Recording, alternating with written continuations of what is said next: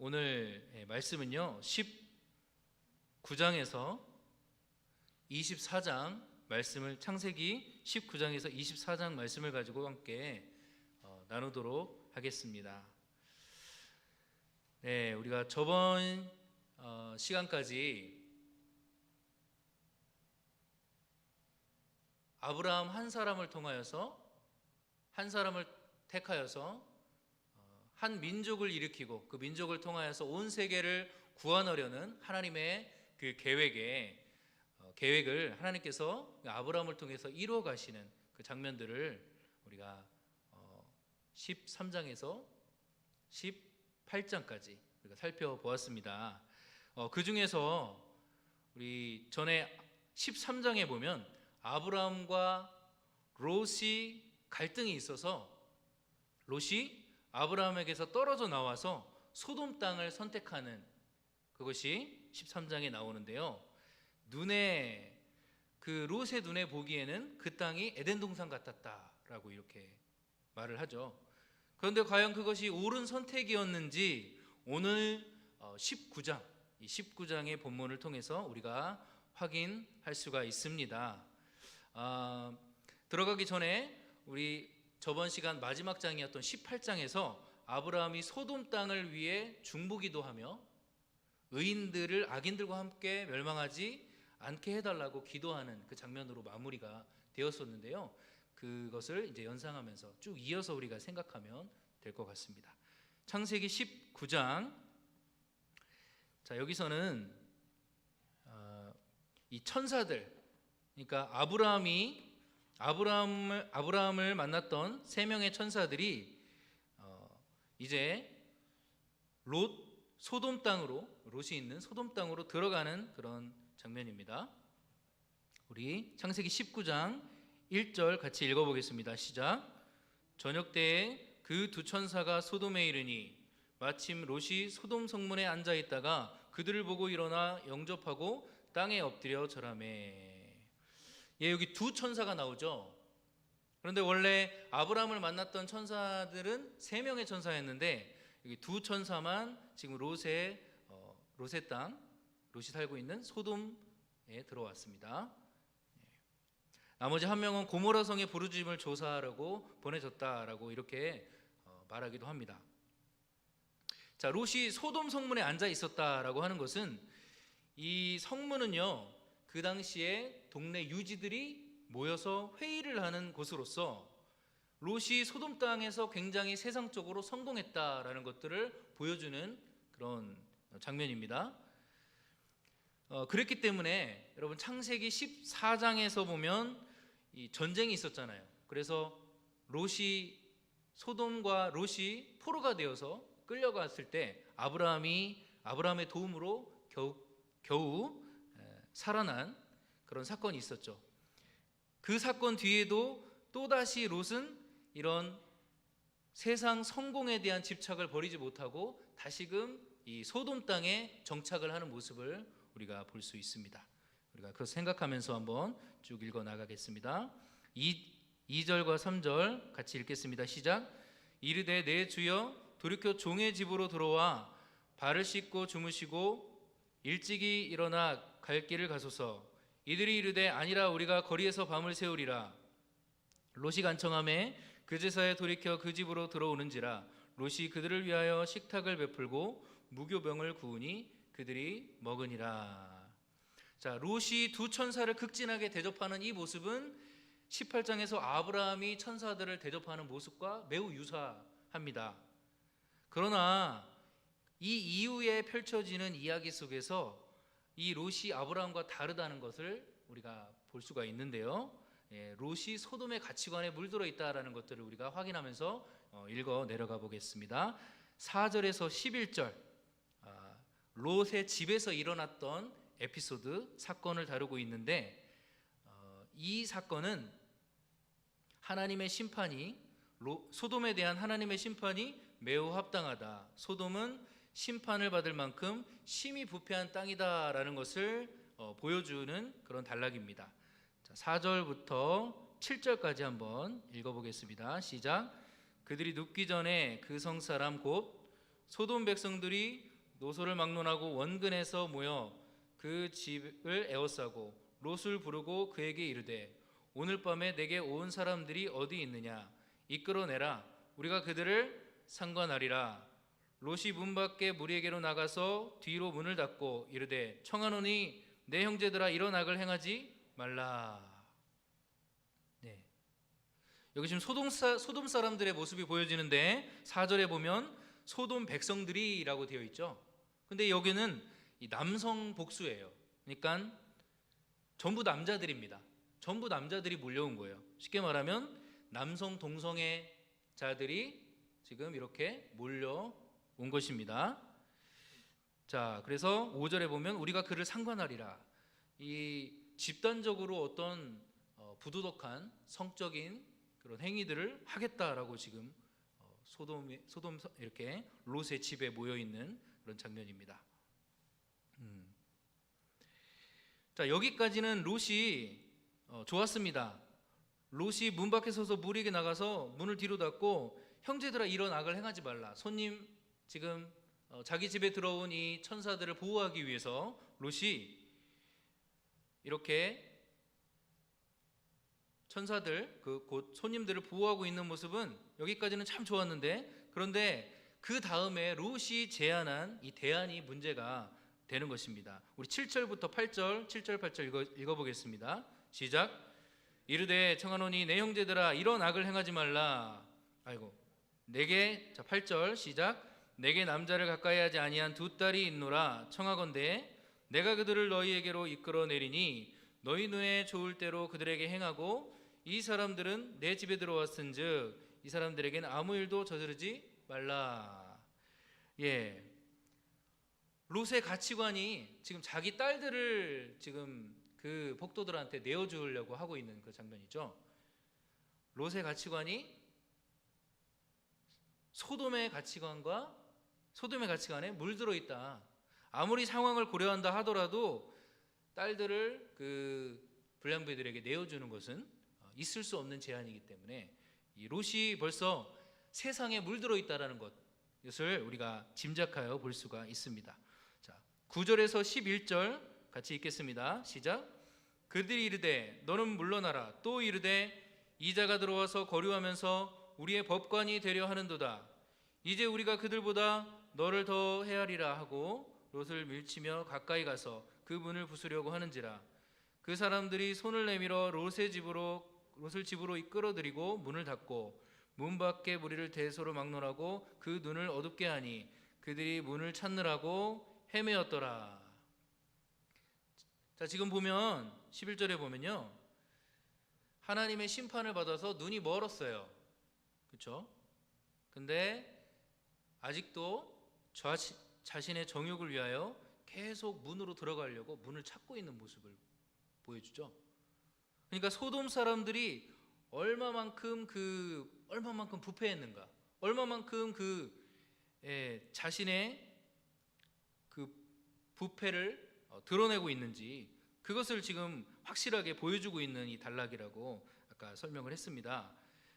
그러니까 소돔의 심판이, 하나님이 소돔을 심판하는 것이 매우 합당한 일이다라는 것을 우리가 살펴볼 수가 있습니다. 자, 이제 12에서 29절을 보면요, 이제 이러한 심판받을 만한 소돔의 상태를 확인을 했습니다. 그러고 난 뒤 이 두 천사는 이제 소돔의 심판을 확실시하고 롯의 가족들을 데리고 이제 소돔을 탈출하려고 하는 그런 장면이 나오고 있습니다. 12절 제가 읽겠습니다. 그 사람들이 롯에게 이르되 이 외에 내게 속한 자가 있느냐? 내 사위나 자녀나 성중에 내게 속한 자들을 다 성 밖으로 이끌어내라. 그러니까 롯뿐만 아니라 그의 가족과 친지들 모두를 다 구원하려고 하는 지금 계획을 가지고 있죠. 13절 그들에 대한 부르짖음이 여호와 앞에 크므로 여호와께서 이곳을 멸하시려고 우리를 보내셨나니 우리가 멸하리라.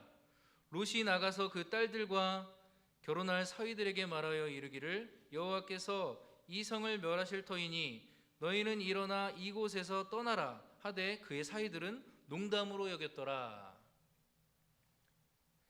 이들은 이러한 이 사위들의 반응은요, 소돔 사람들이 영적으로 얼마나 무감각해 있는지 그것을 대변해주는 그 모습이에요.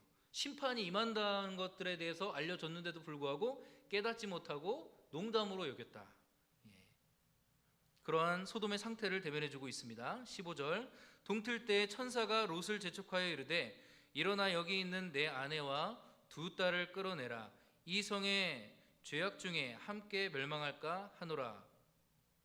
그러나 롯이 지체함에 그 사람들이 롯의 손과 그 아내의 손과 두 딸의 손을 잡아 인도하여 성 밖에 두니 여호와께서 그에게 자비를 더하심이었더라. 16절에 보니까 롯이 지체합니다. 지금 심판이 임한다는 선언이 떨어졌는데도 불구하고 소돔의 멸망을 앞두고 있으면서도 자기가 소돔에서 성공을 했기 때문에 이 세상 성공을 내려놓기가 너무나 힘든 것이죠. 그래서 지체를 하는 거죠. 어떻게 해야 될지 모르고.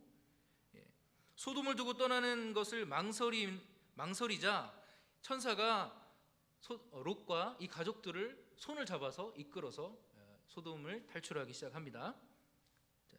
17절, 그 사람이 그들을 밖으로 이끌어낸 후 이르되 도망하여 생명을 보존하라. 돌아보거나 들에 머물지 말고 산으로 도망하여 멸망함을 면하라. 돌아보지 말라고 했죠. 소돔에 대한 애착을 버리라는 거죠.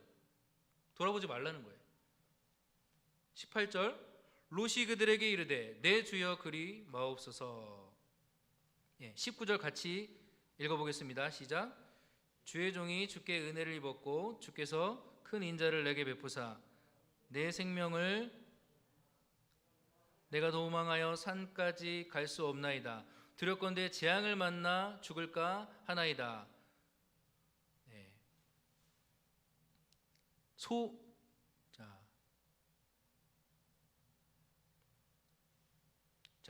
쭉 그냥 읽어보겠습니다. 20절, 21절, 22절까지 쭉 한번 다시 3절 읽겠습니다. 시작. 보소서 저 성읍은 동화하기에 가깝고 작기도 하오니 나를 그곳으로 도망하게 하소서.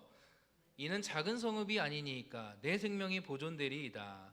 그가 그에게 이르되 내가 이 일로 내 소원을 들었은즉 내가 말하는 그 성읍을 멸하지 아니하리니 그리로 속히 도망하라. 내가 거기 이르기까지 내가 아무 일도 행할 수 없노라 하였더라. 그러므로 그 성읍 이름을 소알이라 불렀더라. 자, 이렇게 급박한 상황 중에도 롯은 도시 생활에 집착하는 그런 모습을 보여줍니다. 산으로 도망가라고 했는데 산으로 도망가지 않고 이 소알이라는 또 성읍이 있었어요. 그 주변에 그 성읍으로 피신하게 해달라고 이렇게 지금 타협을 하고 있는 모습이죠. 그래서 그러나 하나님은 이러한 롯의 기도를 다시 한번 은혜를 베푸셔서 그 기도를 들어주시고 원래 멸망해야 되는 이 소알성을 멸망하지 않게 하십니다. 이 롯의 기도를 듣고 멸망하지 않게 하십니다. 자, 이제 23절부터 25절 제가 읽겠습니다. 롯이 소알에 들어갈 때에 해가 돋았더라. 성경에서 해가 뜨는 것은 하나님의 백성에게는 구원, 악인에게는 멸망을 의미합니다. 여호와께서 하늘 곧 여호와께로부터 유황과 불을 소돔과 고모라에 비같이 내리사 그 성들과 온 들과 성에 거주하는 모든 백성과 땅에 난 것을 다 엎어 멸하셨더라. 지금 심판을 이제 하나님께서 하늘로부터 내리고 있는 그 장면입니다. 26절 같이 읽겠습니다. 시작. 롯의 아내는 뒤를 돌아보았으므로 소금구덩이 되었더라. 지도를 한번 보여주시겠습니까? 지도를 보시면요, 이 지금 소돔 땅이 어디 있냐면요, 사해 근처에 있습니다. 사해 근처에 있기 때문에 그곳에는요 소금 기둥이 굉장히 많아요. 널려 있는 게 소금 기둥입니다. 롯의 아내는 구원의 대상자였지만, 하나님이 구원하려고 있는 대상자였지만 말씀에 불순종하고 뒤를 돌아봄으로써, 즉 소돔에 대한 애착을 버리지 못하고 그 결과 그 땅과 하나가 되어버린 소금 기둥이 되는 그 땅과 하나가 되어버린 우리가 그런 사건을 우리가 볼 수가 있습니다. 자, 27에서 29절 같이 읽겠습니다. 시작. 아브라함이 그 아침에 일찍이 일어나 여호와 앞에 서 있던 곳에 이르러 소돔과 고모라와 그 온 지역을 향하여 눈을 들어 연기가 옹기가마의 연기같이 치솟음을 보았더라. 하나님이 그 지역의 성을 멸하실 때 곧 롯이 거주하는 성을 엎으실 때에 하나님이 아브라함을 생각하사 롯을 그 엎으시는 중에서 내보내셨더라. 굉장히 중요한 단락인데요. 자, 롯이 지금 이 소돔 땅에서 구출받은 것이 누구 때문입니까? 롯 자신의 의로움 때문에, 물론 롯이 의인이긴 했지만 롯 자신의 의 때문에 구원을 받은 것이 아니라 아브라함의 중보기도 때문에 롯이 지금 구출을 받은 거죠. 여기 지금 나와 있죠. 아브라함이 갑자기 등장을 하는 거예요. 등장을 해서 아브라함을 생각하사 롯을 그 엎으시는 중에 내보내셨더라, 이렇게 되어 있습니다. 롯이 구출된 것은 사실 아브라함의 중보기도의 결과였습니다. 여기서 우리가 교훈을 삼아 볼 수 있는 것은 아브라함의 후손인 우리 그리스도인들은 믿지 않는 세상을 향하여 중보기도해야 된다는 그런 우리가 교훈을 살펴볼 수가 있고요. 또한 그 그리스도인이지만 그 세상에 살면서 이 롯처럼 세상에 물들어서 세상화되어서 살고 있는 우리의 가족과 친지들과 우리가 알고 있는 그 지인들을 위해서 그들이 세상과 함께 멸망하지 않고 구원을 받을 수 있도록 우리가 그들의 영혼을 위해서 중보기도해야 될 그런 사명이 있다는 것을 우리가 이 말씀을 통해서 우리가 또 생각해 볼 수 있습니다. 자, 그 다음에 30에서 38절은 약간 우리가 통독을 할 때 뜬금없다라고 생각을 할 수가 있는데요. 모압과 암몬이 어떻게 시작되었는가를 보여주는 그런 단락입니다. 우리 30부터 35절까지 먼저 읽어보도록 하겠습니다. 시작. 롯이 소알에 거주하기를 두려워하여 두 딸과 함께 소알에서 나와 산에 올라가 거주하되 두 딸과 함께 굴에 거주하였더니 큰 딸이 작은 딸에게 이르되 우리 아버지는 늙으셨고 온 세상의 도리를 따라 우리의 배필될 사람이 이 땅에 없으니 우리가 우리 아버지에게 술을 마시게 하고 동침하여 우리 아버지로 말미암아 후손을 이어가자 하고 그 밤에 그들이 아버지에게 술을 마시게 하고 큰 딸이 들어가서 그 아버지와 동침하니라. 그러나 그 아버지는 그 딸이 눕고 일어나는 것을 깨닫지 못하더라. 이튿날 큰 딸이 작은 딸에게 이르되 어젯밤에는 내가 우리 아버지와 동침하였으니 오늘 밤에는 우리가 아버지에게 술을 마시게 하고 네가 들어가 동침하고 우리가 아버지로 말미암아 후손을 이어가자 하고 그 밤에도 그들이 아버지에게 술을 마시게 하고 작은 딸이 일어나 아버지와 동침하니라. 그러나 아버지는 그 딸이 눕고 일어나는 것을 깨닫지 못하였더라. 이제 이 소돔 땅이 멸망하는 것을 본 이 두 딸이요, 아마 전 세계가 멸망한 것으로 생각을 한 것 같아요. 전 세계가 멸망했다. 그러니까 이제 더 이상 우리의 남편 될 사람은 이 세상에 없다라고 생각을 한 것 같습니다. 그런데 그래서 이들이 선택한 것이 무엇입니까? 이제 후손을 이어가기 위해서 자신의 아버지와 비윤리적인 그런 행위를 하게 되죠. 자, 이것을 통해서 롯의 두 딸 역시 이 소돔의 가치관에 물들어 있다. 소돔의 성윤리, 잘못된 성윤리에 많이 물들어 있다는 것을 우리가 이렇게 볼 수가 있어요. 아무렇지도 않게 그 일을 그냥 그렇게 행하는 모습을 통해서 우리가 그것을 볼 수가 있습니다. 자, 36절에서 38절 한번 읽어보겠습니다. 시작.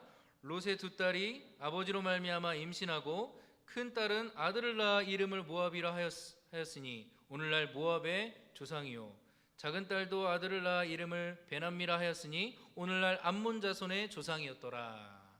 예, 모압과 암몬이 어떻게 탄생했는지 그 지금 것을 말해주고 있습니다.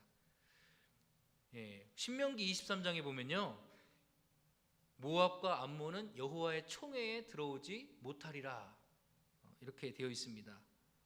아까 지도를 다시 한번 보여주시겠습니까? 예, 같은 지도 우리 하나밖에 없는데요. 예, 지금 모압과 암몬은 약속의 땅 바깥에 살고 있죠. 보면 저희 연하게 노란색으로 된 지역이 가나안 땅, 약속의 땅이에요. 하나님의 축복의 땅인데 거기에 들어가지 못하고 모압과 암몬이 거기 바깥에 그 주변에서 모여서 살고 있는 이 모습을 우리가 볼 수 있습니다. 그러니까 하나님의 선택된 백성이 될 수 없었다. 하나님이 인류 역사를 구원해 나가는데 한 민족을 지금 아브라함을 통해서 만들어 가시는데 모압과 암몬이라는 이 족속은 제외됐다. 거기서 제외됐다. 이것을 우리가 보여주고 있습니다. 자, 여러분, 이 모든 이 비참한 결과들을 통해 우리에게 주는 그런 교훈들이 있습니다.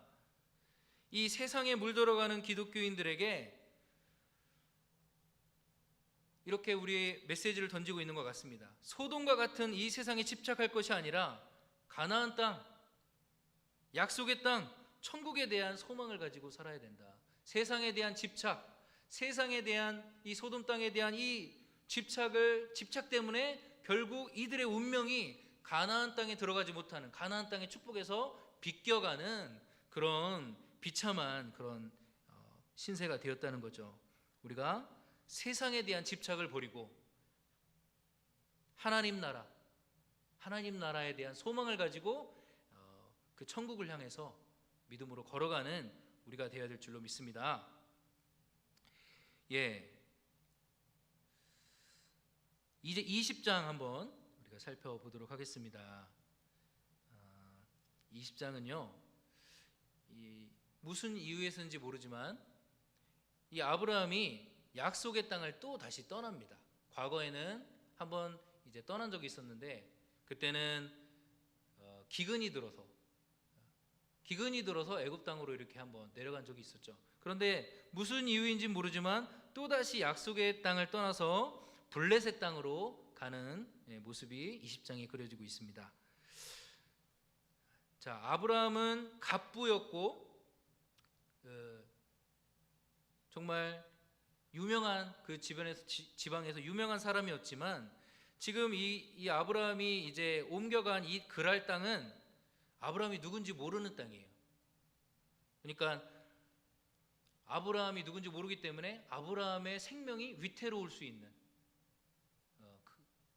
마치 객과 같은 그냥 그런 나그네와 같은 그런 신세가 지금 되고 있는 것이죠. 그래서 자신의 생명이 위협받을까봐 다시 한번 어떻게 합니까? 사라를 자신의 누이라고 속여서 자신의 생명을 보존하려고 하는 이런 아브라함의 모습을 우리가 다시 한번 볼 수가 있습니다. 자, 1절 2절 같이 읽겠습니다. 시작. 아브라함이 거기서 네게부 땅으로 옮겨가 가데스와 술 사이 그랄에 거류하여 그의 아내 사라를 자기 누이라 하였으므로 그랄 왕 아비멜렉이 사람을 보내어 사라를 데려갔더니 또다시 이런 사건이 일어나죠. 아브라함의 신앙 경력이 25년입니다. 25년. 그럼에도 불구하고 그의 신앙의 미숙함을 보여주는 또 사건을 계속 보여주고 있습니다. 3절 제가 읽겠습니다. 3절부터 7절은 하나님이 아비멜렉에게 나타나서 제소하는 그런 장면입니다. 3절. 그 밤에 하나님이 아비멜렉에 현명하시고 그에게 이르시되 내가 데려간 이 여인으로 말미암아 내가 죽으리니 그는 남편이 있는 여자임이라. 아비멜렉이 그 여인을 가까이 하지 아니하였으므로 그가 대답하여 주여 주께서 의로운 백성도 멸하시나이까? 5절에서 7절 같이 읽겠습니다. 시작. 그가 나에게 이는 내 누이라고 하지 아니하였나이까? 그 여인도 그는 내 오랍이라 하였사오니 나는 온전한 마음과 깨끗한 손으로 이렇게 하였나이다.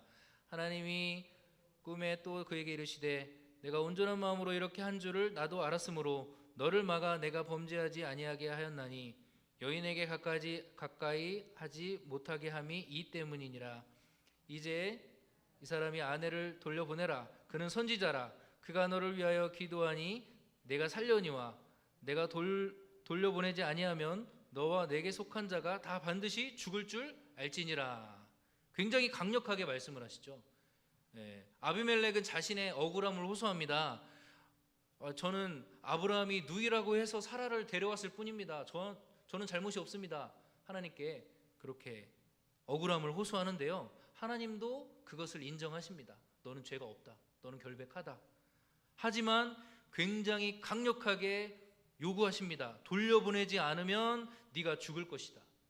너와 너에게 속한 자들이 다 죽을 거다. 그러니까 제국이 멸망할 수도 있는 거죠. 왜 이렇게 강력하게 말씀하시는 걸까요? 하나님은 사라를 통해 아브라함에게 약속하신 후사를 계획하고 계셨잖아요. 그러니까 사라를 통해서 아브라함에게 약속하신 후사를 계획하고 계셨는데 지금 사라를 뺏길 판이 되었잖아요. 사라를 빼앗기면 하나님의 그 사라를 통해서 약속된 그 약속이 무산될 위험에 처해 있는 거죠. 아브라함이 너무 못나서, 아브라함이 신앙이 너무 부족해서 하나님의 계획을 무산되게 만드는 지금 그런 상황에 놓이게 된 겁니다. 그때 하나님께서 개입하셔서 그것을 막으시는 것입니다. 그렇죠? 사라를 아비멜렉이 취하지 못하도록 다시 돌려보내도록 하나님이 개입하시는 그런 장면이었습니다. 자, 8절에서 13절은요, 아비멜렉이 아브라함을 불러서 제소를 하는 이제 장면입니다. 같이 읽어보겠습니다. 시작. 아비멜렉이 그날 아침에 일찍 일어나 모든 종들을 불러 그 모든 일을 말하여 들려주니 그들이 심히 두려워하더라. 아비멜렉이 아브라함을 불러서 그에게 이르되 내가 어찌하여 우리에게 이렇게 하느냐?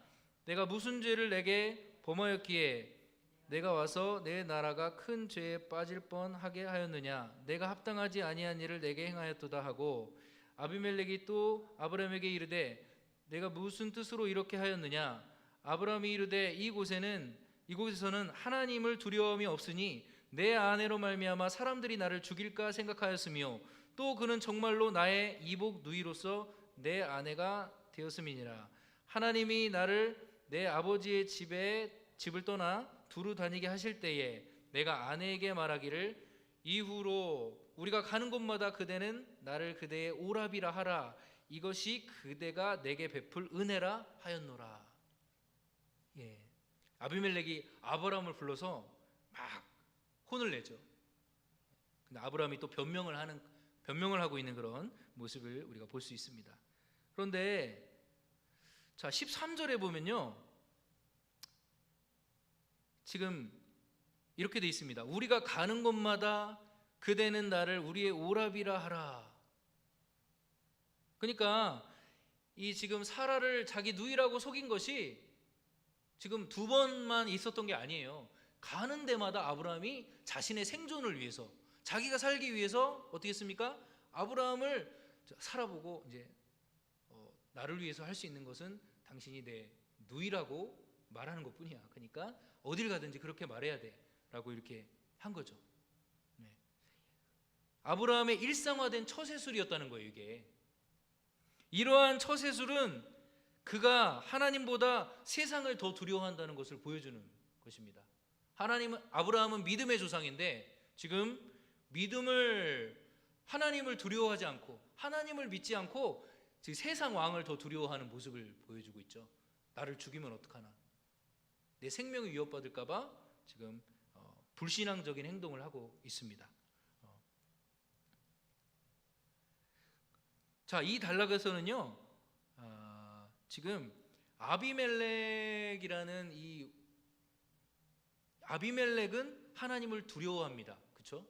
꿈에 나타나는 그 하나님을 두려워해서 즉각적으로 순종을 하는데, 아브라함은 이 아비멜렉보다 못한 믿음을 보여주고 있는, 아비멜렉보다 못한 그 모습을 보여주고 있는, 우리가 그런 것들을 살펴볼 수가 있습니다. 자, 14절에서 18절, 이것은 사라를 이제 돌려보내는 그런 장면입니다.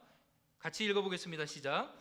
아비멜렉이 양과 소와 종들을 이끌어 아브라함에게 주고 그의 아내 사라도 그에게 돌려보내고 아브라함에게 이르되 내 땅이 내 앞에 있으니 내가 보기에 좋을 대로 거주하라 하고 사라에게 이르되 내가 은 1,000개를 내 오라비에게 주어서 그것으로 너와 함께 한 여러 사람 앞에서 내 수치를 가리게 하였느니 내 일이 다 해결되었느니라.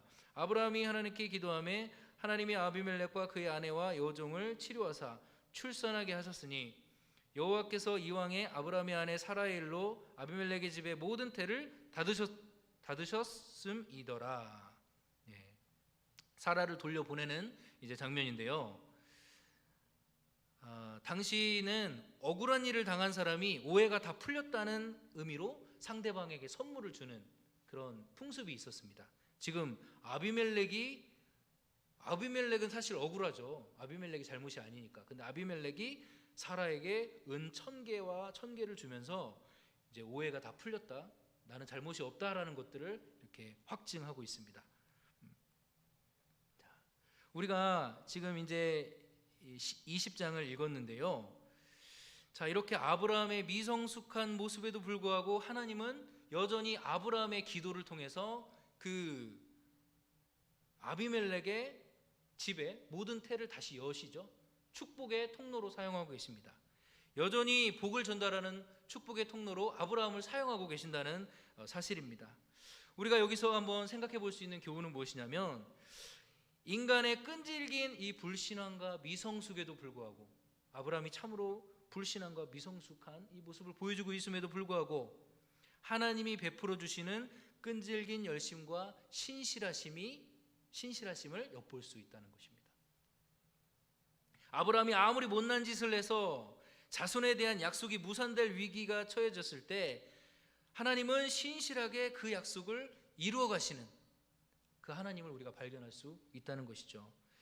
우리도 주님과 언약을 맺은 사람입니다. 새 언약을 맺은 사람이에요. 때로 우리가 연약해서, 때로 우리가 세상을 두려워하기 때문에 죄를 짓고 실수하고 넘어진다 할지라도 하나님은 신실하게 계속 우리를 그 위기에서 건져주실 것입니다. 그러니 여러분, 우리가 아브라함처럼 세상을 더 두려워하는 것이 아니라 신실하신 하나님, 그 하나님을 더 신뢰하는 우리가 되어야 될 줄로 믿습니다. 창세기 21장, 이제 21장으로 넘어가겠습니다. 이제 드디어 이삭의 이야기가 시작이 됩니다. 드디어 이삭의, 이제 아브라함에게 씨를 약속했는데, 이 후손에 대한 축복을 약속했는데 드디어 이제 이삭에 대한 이야기가 시작이 됩니다. 먼저 1절에서 7절은요 이삭의 탄생에 대해서 말을 해주고 있습니다. 제가 읽겠습니다. 여호와께서 말씀하신 대로 사라를 돌보셨고 여호와께서 말씀하신 대로 사라에게 행하셨으므로 사라가 임신하고 하나님이 말씀하신 시기가 되어 노년에 아브라함에게 아들을 낳으니.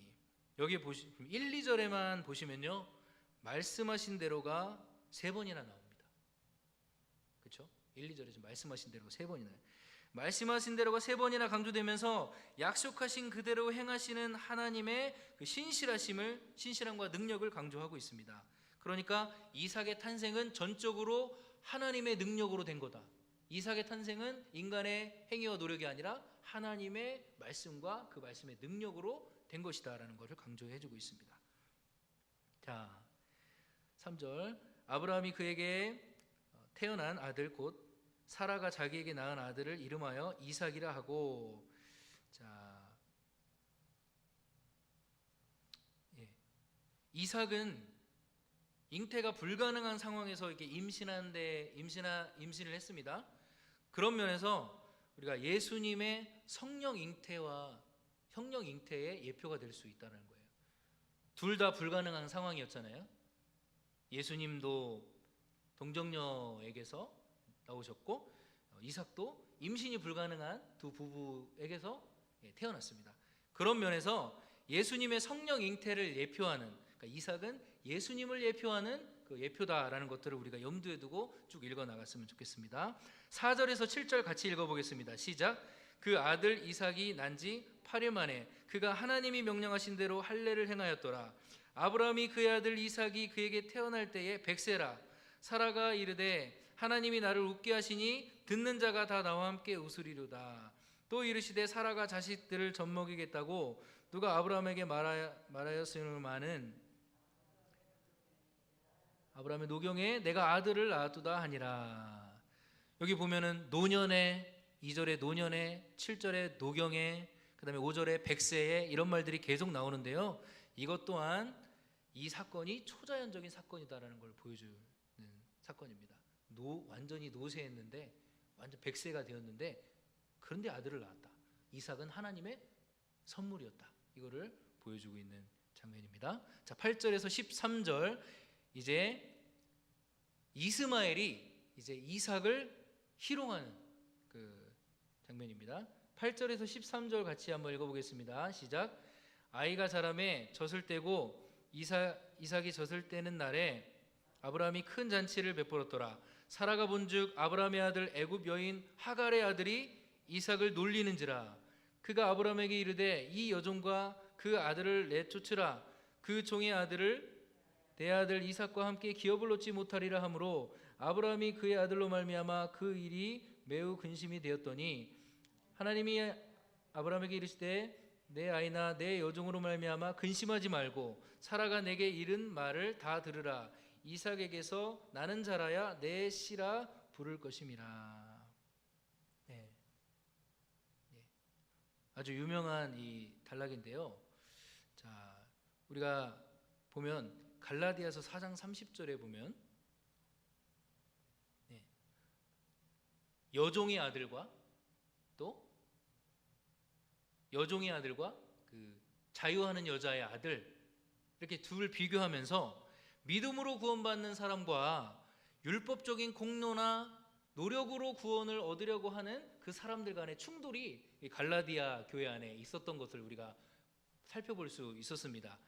자, 우리가 이 단락을 통해서 한번 우리의 신앙 생활이 어떠한지 한번 생각해 보는 그런 단락이 되었으면 좋겠습니다. 참된 그리스도인, 참된 오직 예수님을 믿는 그 신앙으로 우리가 살고 있는지, 아니면 우리가 노력으로 우리 행위로서 의로움을 얻으려고 하나님께 인정받으려고 하는 그런 신앙을 가지고 있는지 한번 돌아보는 단락이 되었으면 좋겠습니다. 자, 이제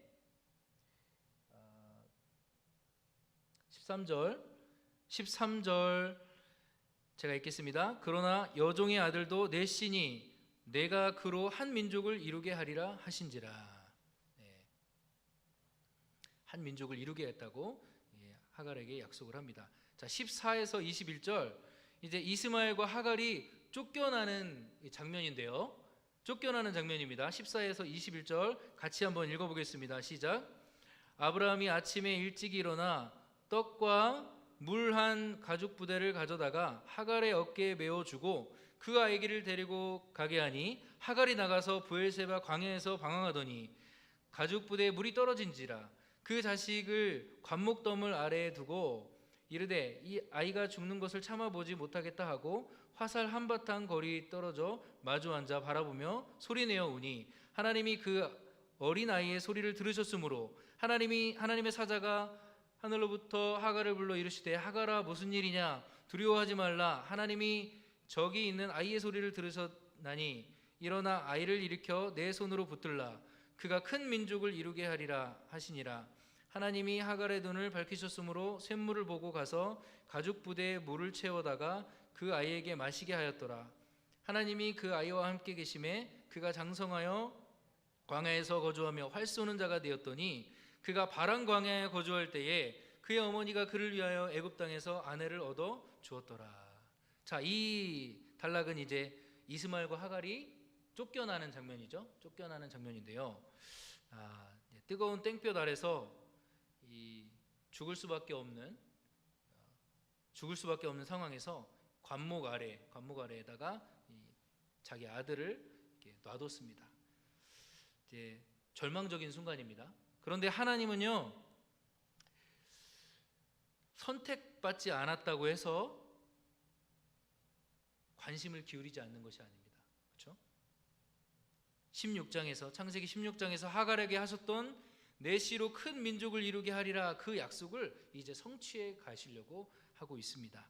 하나님은 이 이스마엘과 하갈을 돌보셔서 그들의 눈을 여셔서 샘물을 발견하게 하시고 그들이 이제 다시 살아서 한 민족을, 큰 민족을 이룰 수 있도록 지금 이렇게 하나님께서 역사하시는 장면입니다. 그런데 우리가 여기서 살펴봐야 될 것은 하나님께서 이스마엘과 함께 하셔서 큰 민족이 되게는 할 것이지만 역시 아브라함의 상속자는 아니었다라는 것을 보여주는 단락이 바로 이 단락이에요. 왜냐하면 21절에 보면요, 바란 광야에 거주했다라고 되어 있죠. 지도를 다시 한번 보여주시겠습니까? 바란 광야가 어디 있습니까? 저는 여기서 잘 안 보이지만 약속의 땅, 아까 모압과 암몬은 약속의 땅 동쪽에 있었는데 이 바란 광야는 어디에 있습니까? 약속의 땅 밑에 있죠. 약속의 땅 밑에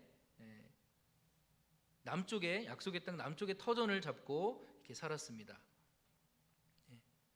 그리고 애굽 여자와 결혼함으로써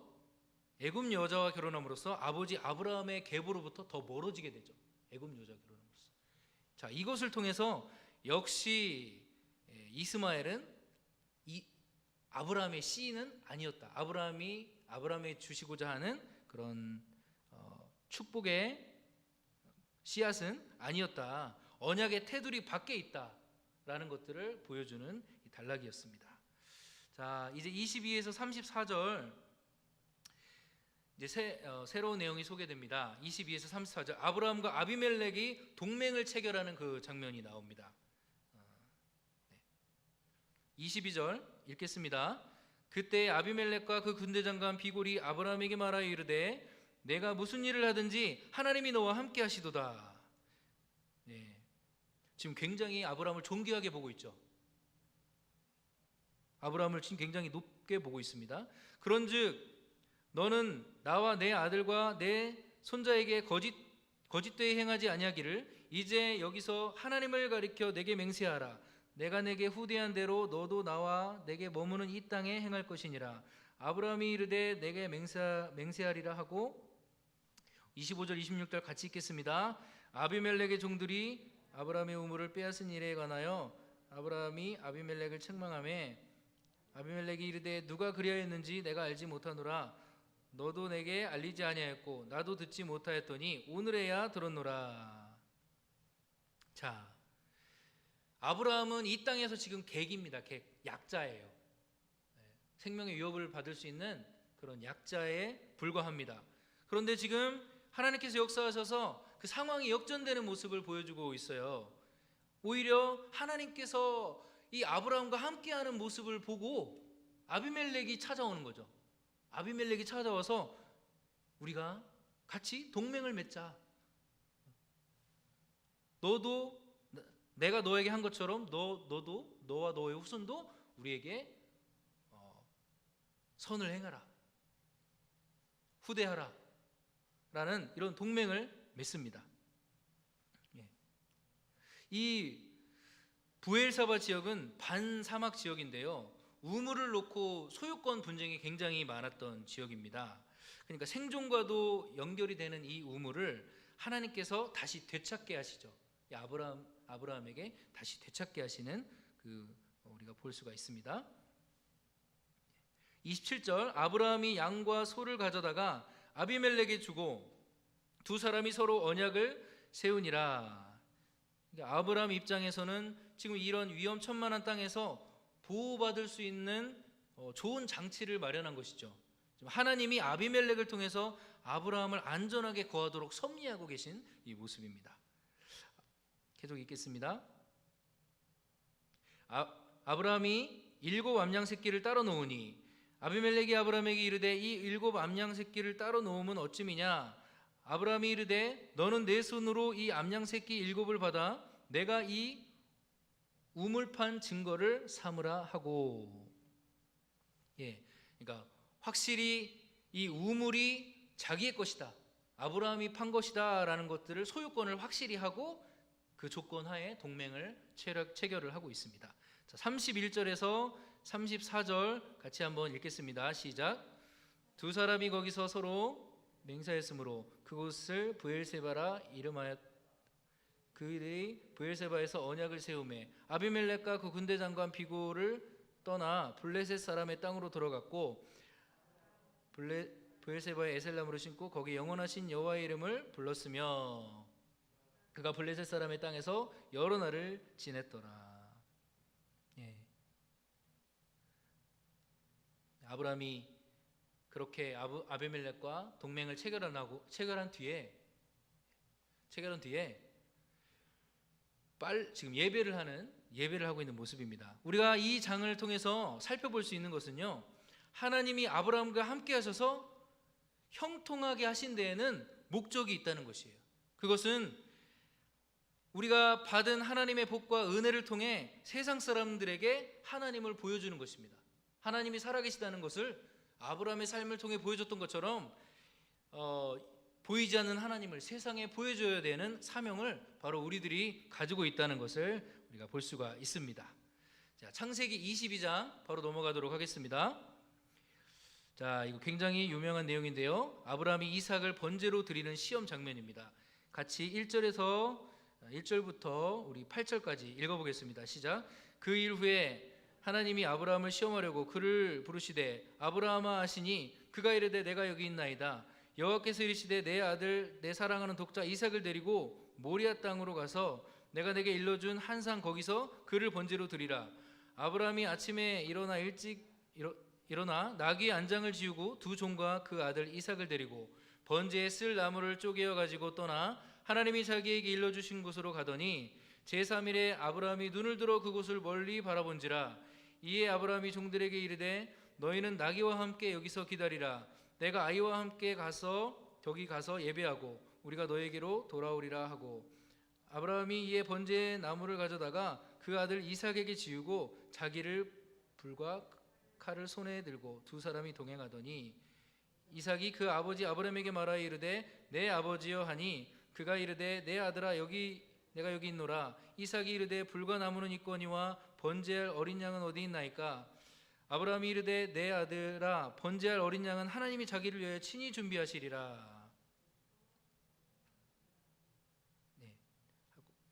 자, 이 단락에서는요, 자, 우리가 이삭은 누구의 예표라고 했습니까? 이삭은 예수 그리스도의 예표라고 이렇게 했습니다. 6절에 보면 나무를 가져다가 그의 아들 이삭에게 지우고, 이것은 예수님이 십자가를 지신 것과 굉장히 이렇게 매치가 되는 그런 사건이죠. 또한 모리아 땅은요, 지금 모리아 땅에서 예배를 드리라고 했는데 이 모리아 땅은 예수님이 십자가를 지신 지역과 동일한 지역입니다. 예루살렘 지역이에요. 그러니까 이삭을 통해서 지금 예수님의 십자가를 보여주고 있는 장면입니다. 자, 9절에서 14절 같이 제가 읽겠습니다. 하나님이 그에게 일러주신 곳이 이른지라. 이에 아브라함이 그곳에 제단을 쌓고 나무를 버려놓고 그의 아들 이삭을 결박하여 제단 나무 아래 놓고 손을 내밀어 칼을 잡고 그 아들을 잡으려 하니 여호와의 사자가 하늘로부터 그를 불러 이르되 아브라함아 아브라함아 하시는지라. 아브라함이 이르되 내가 여기 있나이다 하매 사자가 이르시되 그 아이에게 내 손을 대지 말라. 그에게 아무 일도 하지 말라. 내가 내 아들 독자까지도 내게 아끼지 아니하였으니 내가 이제까지 내가 하나님을 경외하는 줄을 아노라. 아브라함이 눈을 들어 살펴본즉 한 순양이 뒤에 있는데 뿔이 수풀에 걸려 있는지라. 아브라함이 가서 그 순양을 가져다가 아들을 대신하여 번제로 드렸더라.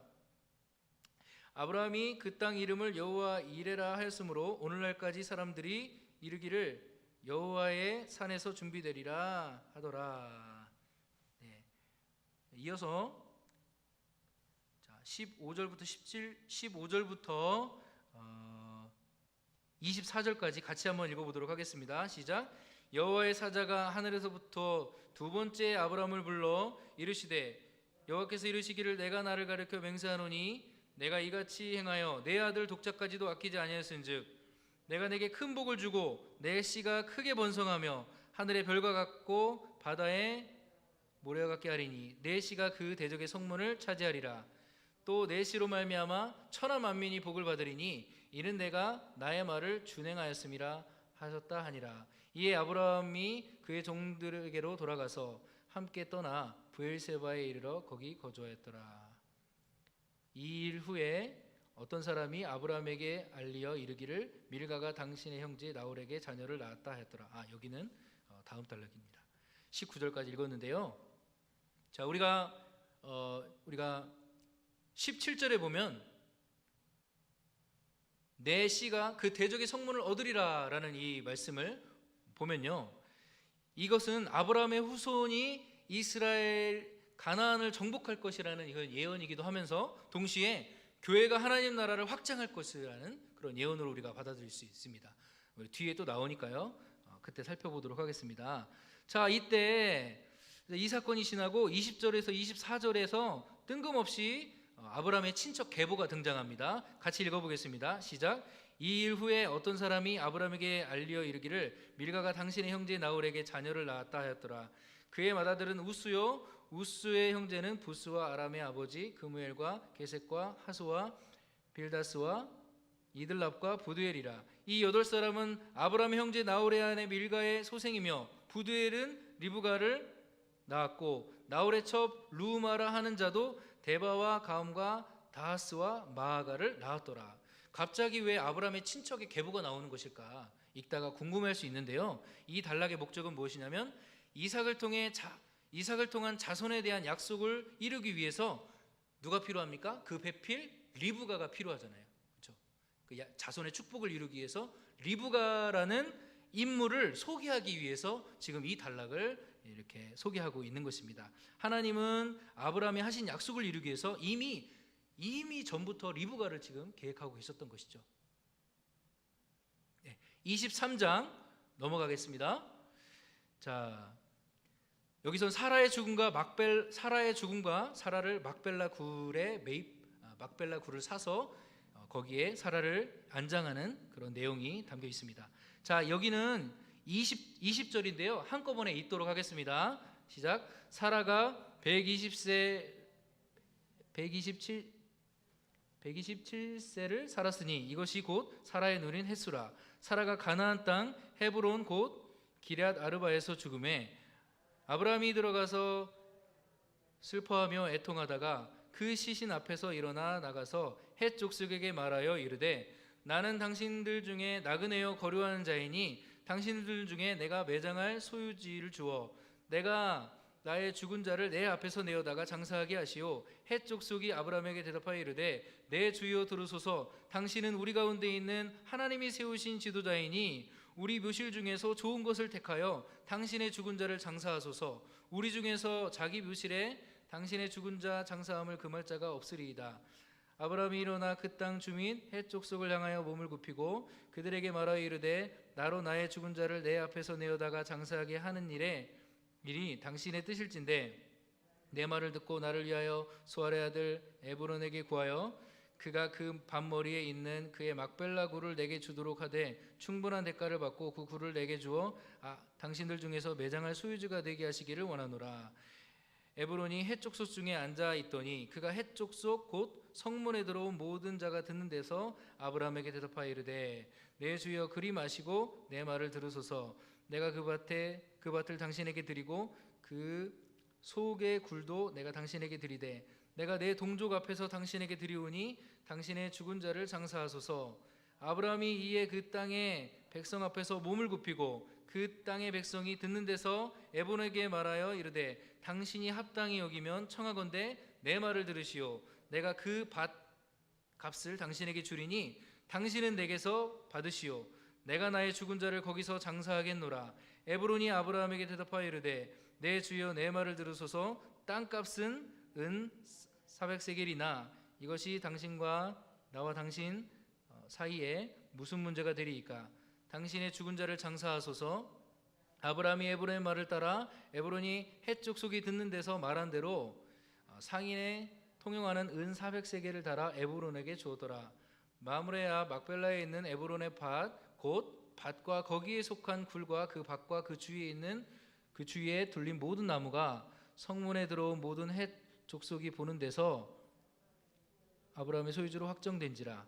그 후에 아브라함이 그 아내 사라를 가나안 땅 마므레 앞 막벨라 밭 굴에 장사하였더라. 마므레는 곧 헤브론이더라. 이와 같이 그 밭과 거기에 속한 굴이 헷 족속으로부터 아브라함에게 매장할 소유지로 확장되었더라. 자, 우리가 여기서 한번 간단하게 생각해 볼 수 있는 것은 다음 세대를 위해서 헌신하고 기도하는 것에 대해서 한번 생각해 볼 수 있습니다. 아브라함은 이 축복의 땅에 먼 훗날 자신의 후손들이 들어와서 거기서 축복을 누릴 것, 하나님의 놀라운 축복을 누릴 것에 대해서 생각을 하고 그것을 염두에 두고 지금 막대한 대가지불을 400세겔이나 되는 막대한 대가지불을 통해서 그 가나안 땅의 일부인 막벨라 굴을 소유했어요. 조금 산 거죠. 산 거죠. 자, 이렇게 아브라함이 헤브론 땅에 가족 묘실을 만든 것은 그 후손 이스라엘이 나중에 출애굽해서 이스라엘로 들어올 수 있는 그 기반이 됩니다. 기반을 만들어 놓은 것이죠. 자, 우리도 아브라함처럼 다음 세대를 위해 헌신하고 기도하고 교회를 튼튼히 세워갈 때 우리의 다음 세대들이 그것을 통해서 하나님의 축복을 누릴 수 있게 된다는 것을 기억했으면 좋겠습니다. 자, 제가 시간이 이제 없어서 쫓기면서 하고 있는데요. 이제 마지막 장입니다. 창세기 24장입니다. 이렇게 약속의 땅에 대한 기반을 마련하신 다음 그 다음에 뭐가 필요합니까? 이제 24장에는 아브라함의 씨가 번성할 수 있도록 하나님이 일하시는 사건이에요. 땅이 준비됐어. 땅을 이제 기틀을 마련하고 땅의 기틀을 마련했다면 이제 이삭의 결혼 문제를 다루고 있죠. 아브라함의 씨를 통해 씨를 번성하게 해야 되니까 이삭의 결혼 문제를 다루고 있습니다. 자, 1절에서 9절 제가 읽겠습니다. 아브라함이 나이가 많아 늙었고 여호와께서 그에게 범사에 복을 주셨더라. 아브라함이 자기 집 모든 소유를 맡은 늙은 종에게 이르되 청하건대 내 허벅지 밑에 손을 넣으라. 내가 너에게 하늘의 하나님 땅의 하나님이신 여호와를 가리켜 맹세하게 하노니 너는 내가 거주하는 이 지방 가나안 족속의 딸 중에서 내 아들을 위하여 아내를 택하지 말고 내 고향 내 족속에게로 가서 내 아들 이삭을 위하여 아내를 택하라. 종이 이르되 여자가 나를 따라 이 땅으로 오려고 하지 아니하거든 내가 주인의 아들을 주인이 나오신 땅으로 인도하여 드리리까? 아브라함이 그에게 이르되 내 아들을 그리로 데리고 돌아가지 아니하도록 하라. 하늘의 하나님 여호와께서 나를 아버지 집과 내 고향 땅에서 떠나게 하시고 내게 말씀하시는 내게 맹세하여 이르시기를 이 땅을 내 씨에게 주리라 하셨으니 그가 그 사자를 너보다 앞서 보내실지라. 내가 거기서 내 아들을 위해 아내를 택하실지니라. 만일 여자가 너를 따라오려고 하지 아니하면 나의 이 맹세가 너와 상관없나니 오직 내 아들을 데리고 그리로 들어가지 말지니라. 그 종이 이에 그의 주인 아브라함의 허벅지 아래에 손을 넣고 이 일에 대하여 그에게 맹세한지라. 자, 이제 아브라함의 이삭의 아내로서의 조건이 두 가지가 나오는데 아브라함의 후손은 가나안 후손과 섞이면 안 된다. 그 다음에 아브라함의 후손은 옛 고향으로 돌아가면 안 된다. 가나안 땅에 있어야 된다. 이것들을 지금 강조하고 있습니다. 자, 우리가 10절에서 27절 같이 읽어보겠습니다. 시작. 이에 종이 그 주인의 낙타 중 10匹를 끌고 갔는데 곧 그의 주인의 모든 좋은 것을 가지고 떠나 메소포타미아로 가서 나홀의 성에 이르러 그 낙타를 성 밖 우물 곁에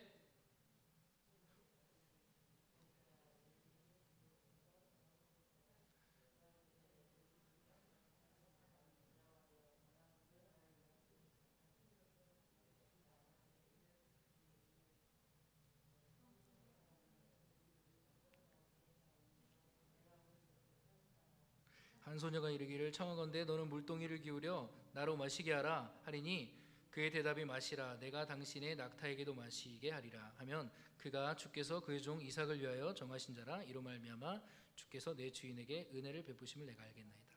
자, 너무 24장이 길어서 우리가 읽는 것을 여기까지 하고요. 제가 시간 안배를 다 완벽하게 하지 못한 것 같습니다. 어쨌든 이런 하나님께서